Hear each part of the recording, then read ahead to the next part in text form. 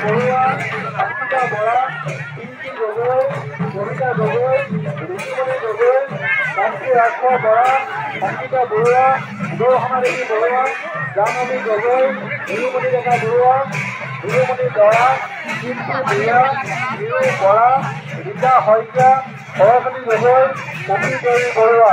এই আইসকলক আমাৰ মুখ্য কাৰ্যালয়লৈ আহি ধৰ্মৰজা যিকোনো দায়িত্বত থকা আইগৰাকীৰ পৰা নিৰ্দিষ্ট দায়িত্ব গ্ৰহণ কৰি তেখেতসকলক ধৰ্মৰজাৰ বিধিৰ কাষলৈ আহিবৰ বাবে আমি সেৱা ধৰিছোঁ। কৃষ্ণ